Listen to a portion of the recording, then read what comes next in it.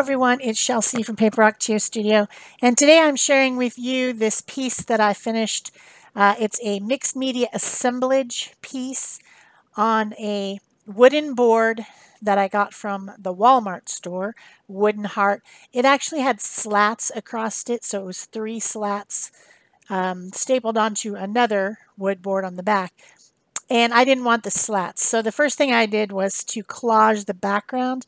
And I had footage of that along with the construction of this rose vine thing that I did on Art Joy of Sharing. However, I deleted that footage. So I think you've all seen me glue stuff to stuff. I used Liquitex matte gel medium. I glued some text paper, like dictionary paper. I glued some napkins that had roses on them. I glued some music paper just to cover the whole background. And then on the Art Joy of Sharing live stream show, which I will link on the end screen, you can see what this looked like before I gessoed it. I also added some molding paste through a stencil, and that was also on the Art Joy of Sharing live stream show. I also made the clay piece on the Art Joy of Sharing live stream show last week. So I started this piece then, and then I finished it now. So I hope that you can look at those other videos if you don't really understand what I did. But, you know, it's gluing paper to a piece of wood with some matte medium. And then you've all seen molding paste with a spatula through a stencil. And you've all seen gesso before. So now I'm doing the rest of the assemblage. I've got some different pieces. I've got that rose clay thing that I made. I've got some other molded pieces. I've got some metal pieces. I have some different letters. And then I have 3 old brushes that are pretty much ruined that I'm going to put on here. And I have a couple empty tubes of watercolor paint and one of the lids that I'm going to put on here. I think it's fun to recycle, and those old brushes were really beyond help. I could probably soak them in some Murphy's oil soap and try to bring them back to life. But, you know, I have 1,000 brushes. So why not use some of these things that would be thrown away? Empty tubes of color, who needs that? Nobody needs that.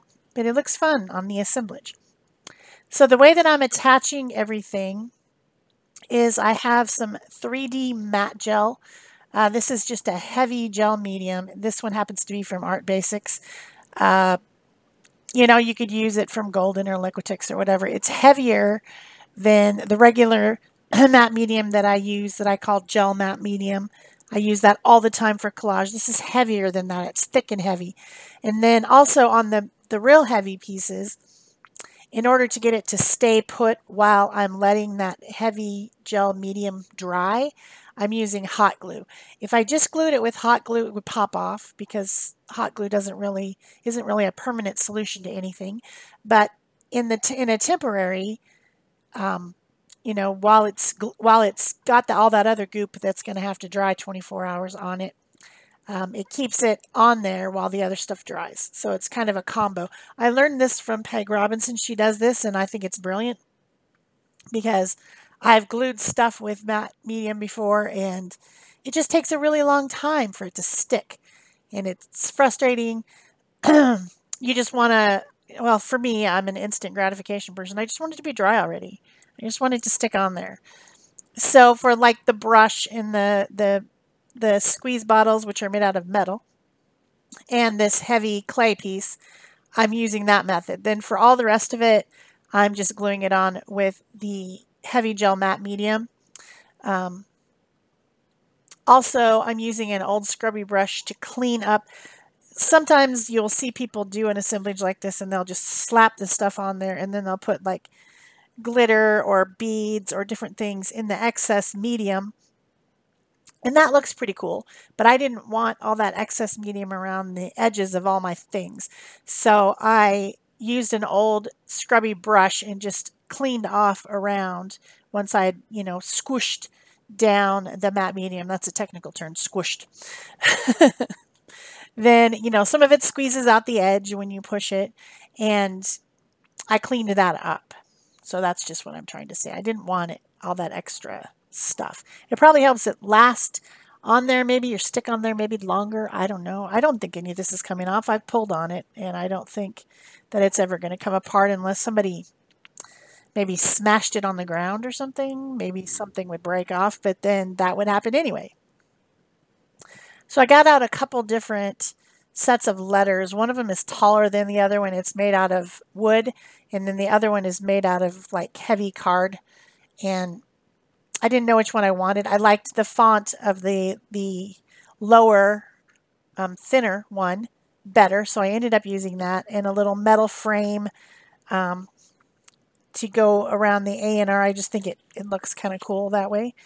And I put on there Art Love because, you know, we've got the art supplies, and it's a heart, and I love art, and so, you know, I'm just putting that on with the matte gel, and then I'm making sure, I'm adjusting it, making sure that it's straight. One of the things that's nice about using a medium to attach things is that you do have a little bit of moving time. If I'd stuck that down with hot glue, I wouldn't have been able to move it without pulling it off.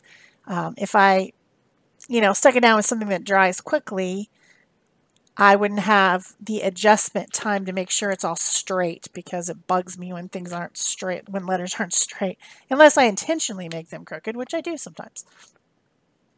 So it's fairly straight. It's on there. Just gluing everything else. I've got some little frames, like ornate frames that were pressed in a mold with some type of air dry clay. I believe someone sent those to me because I know I don't have that mold.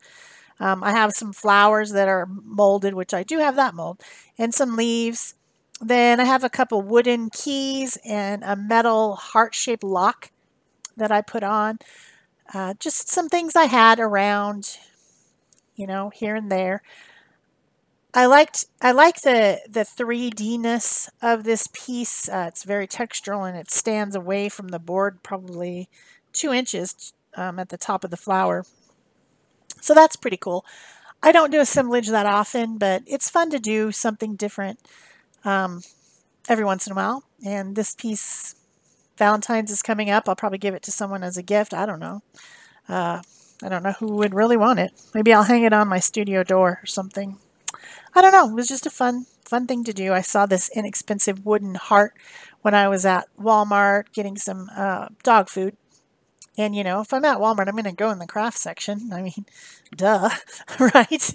I'm not just going to go to Walmart and just get the one thing, just the dog food. That's not going to happen. I'm going to look in the clothing to see if there's any cute outfits. I'm going to look in the, you know, here and there. I might go over and get some yogurt or something. That Walmart Superstore here is the only place that has the yogurt that I like, which is Tillamook brand, which is from Oregon. And I grew up in the state of Oregon, and I've always had Tillamook cheese and yogurt and ice cream. And in Arizona, not very many places carry it, especially not the yogurt. They do sometimes have, well, they often have the cheese. They sometimes have the ice cream, but they rarely have the yogurt. So I have to go to Walmart. And while I'm there, I'm going to look in the craft supply section. So now I'm just, I think, cleaning everything up and sticking some more gel down underneath some of those pieces that are very lifted off of the piece. I want to make sure that everything is really well stuck down so that it won't pop off. And I know I'm going to have to let this dry, and it has very thick areas. That means I'm going to have to let it dry for a while, probably overnight. So also cleaning up, making sure that there's not any stuff I don't want to be there. You know, just making sure that everything is good. I just keep sticking things on until I'm happy. I think it looks fairly balanced. You know, that's what you do. You just mess around until you're happy, right?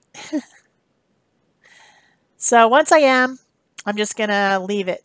I'm going to leave it overnight on the desk to dry and go on and do something else. And now it's the next day. I'm back. The next step is to gesso everything. Now, when I gessoed the substrate after I had put the napkins and the paper and everything on there, I wiped back the gesso in some places so that the roses and things would show through, some of the color would show through, and it looked really pretty, and I didn't want to change that. So I am carefully making sure that I'm gessoing all the pieces and parts that I've glued on there, but then in some cases I'm wiping back the gesso with the baby wipe to still have some of that interesting stuff that I put in the background peeking through. It doesn't show very much, but it does show. And, you know, if you look at the piece closely, you can see areas where text is coming through, where music is coming through, and then some of those flowery shapes. At the end, not very much. But the whole thing about mixed media, no matter if it's this format of mixed media, which is the assemblage style, or if it's some other kind of collage or whatever you're doing, mixed media just means that you mix up different types of media into one piece. So maybe you use some collage and you use some acrylic paint and you use some water-based stuff and then you write with some pens. That's mixed media. That's all that term means. But often people think that mixed media means this. It means this assemblage style of art. And I think that's been perpetuated by some people in the industry who make products and they say, oh, this is a mixed media product. And then all their samples are assemblage. And then you're like, oh, that must be what it means. No, it doesn't. It just means, you know, mixing stuff up, being creative in the way that you use all your different things to make a piece of art that you are happy with. So once everything is completely covered with white gesso, and I'm super happy with my new tub of gesso that I got at Christmas. It's Golden brand. I've always thought to myself, you know, gesso is gesso, right? Gesso is just gesso. It's just some acrylic stuff mixed with a little bit of plaster Paris or whatever. It's just a surface medium, and so I've always purchased inexpensive, like really inexpensive gesso. And I've always had to put more than one coat on, and it's not smooth, and it's kind of you know, sandy, gravelly feeling. And I finally just, at Christmas, on my Christmas list, I put golden white gesso because I watched some people who were professionals and they use Golden brand, and I thought, okay, I'm going to try it. I'm just going to go ahead and just do it. And I'm so happy. I'm not going back to cheap gesso. Even if it's just gesso and it's just surface prep and it should all be the same, it is not. I'm really learning that as I go through my art journey, that there is a difference between paints and I've been getting a little bit into watercolor because Peg is into watercolor, and she's been sharing with me some of her more expensive watercolor paints, and boy, are they different. They're so much different than the other ones, and I never would have believed that. I thought, you know, whatever, it's a paint is a paint. So, that being said, love the white gesso. Now, a couple days ago, there was a video where I showed some metallic paint that I got from Arteza, and they sent it to me in exchange for making a video. This video also uses the metallic paint because I wanted to see, I've seen a lot of these pieces where people have used sprays and things, and they, you know, they use pretty pastel sprays and paints and whatever from Finnabar or whatever. And I just wanted to see if I could do the same effect with this shimmery metallic paint from Arteza. And guess what? Yes, I can. So if you're still interested in the metallic paint from Arteza, you get 36 colors of 34 milliliter tubes. It's a lot of paint. I'm still going to be using it on the 30th on our live show for gel printing to see how it does with gel printing, because I've been very happy with gel printing with Arteza paint that wasn't metallic. And I still have some of that left. So I think it's been about a year and I've gel printed with it a ton. The little tubes seem little, but they hold a lot of paint. So if you still want some of this paint, my coupon code for Arteza is still active. There's a link to Arteza in the description box below. That is an affiliate link. You can go there to their site and look for whatever you want from Arteza. And if you use the coupon code Shel C3, SHELC 3, you'll get 10% off. So they didn't actually give me a time limit on my coupon code, but I know it's still active because I just put that other video out like 2 days ago, 3 days ago. So yeah, this works. This works fine. This works just like any other more expensive paint. I think that Arteza has a good value. So all I'm doing is taking a brush. I'm applying paints one color at a time. I think I used pearl raspberry to start out with, tucking under and in between everything to make sure that I get paint in the background. I'm wanting that area underneath the main collection of stuff that I've glued on to be darker so that it shows, so that stuff pops off. Oh my gosh, I said that word, but no, I mean it pops off. I hate that word. Some of you who've been watching me for a long time will be shocked that I said it. But you know what I'm saying. I want it to be visually appealing. I want you to see that. And when everything is painted white, everything blends together. So this is where you're adding color back in to make things show up in certain areas. So after I did the red raspberry pearl color, then I went to the brown and some other darker red, and I mixed those two colors together, and I went underneath everything again. My radius was smaller, and then I'm also going like in between the petals of the sculpted rose so that they show up individually better. And just kind of adding shadows, I guess. Metallic shadows. How do you like that? And this is a pretty long process. I've sped some of this up to 8 times fast because you just have to mess with it. You just have to play with it until you're happy. And that's what I'm doing. I'm also using water. Now these are acrylic paints, so they will fan out and thin out and lighten up if you put water on them. When I want it to spread out amongst the background, I just give it a little spritz of water, and it kind of winds its way in and out and in between of things. So now I'm switching to the olive green pearl, and I remember that's the color I use. That's one of the darker greens. And I'm painting all the leaves with the olive green. And I'm watering it down also on the palette. You can see that I'm squirting water from my water bottle and making it very, very fluidy so that it soaks down in and creeps down into all the crevices that I sculpted on there. Or in the case of the molded pieces that are molded on there. So I want to make sure that dark is down in those areas. And then I'm going to switch to the pearl chartreuse, and I'm going to just paint that at the highlights, the top parts of the leaves. And I got a little bit wet, so I had to dry it up a little bit. That does happen if you go crazy with your water bottle. But the next color, I think I went to bronze. I think it was bronze. And I'm painting some of the other elements. I'm not getting a complete coverage.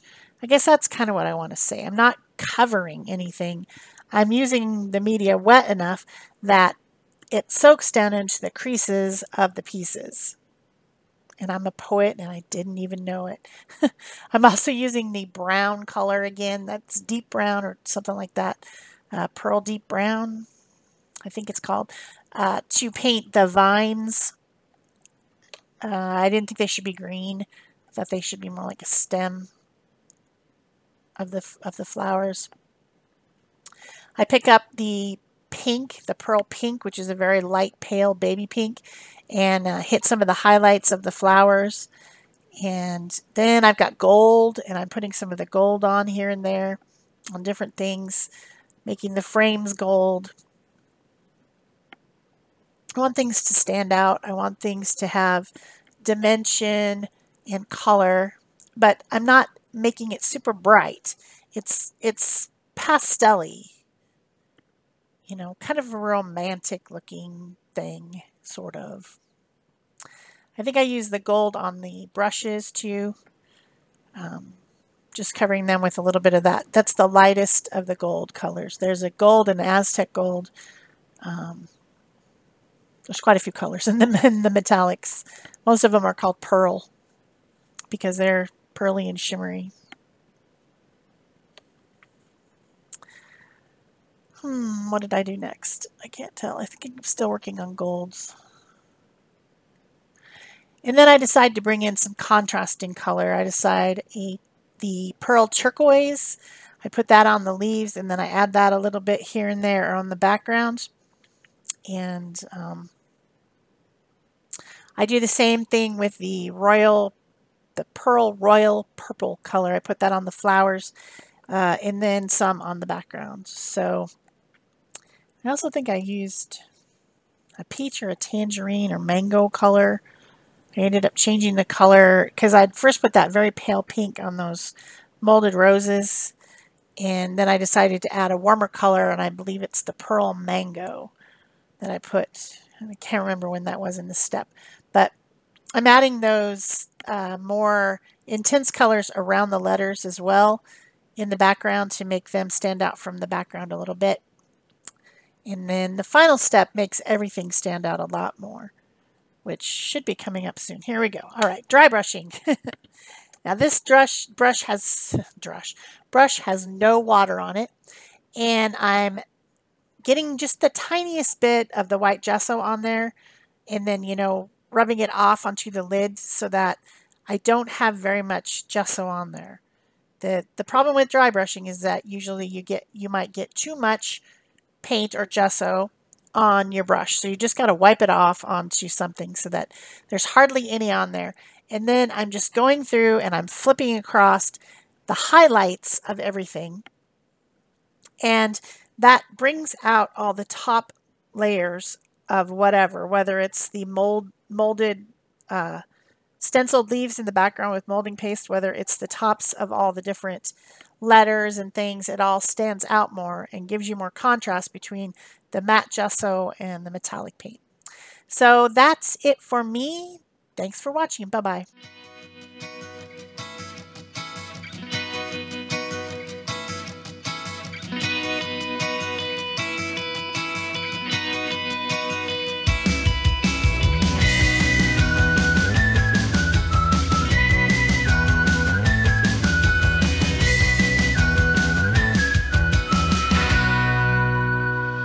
What?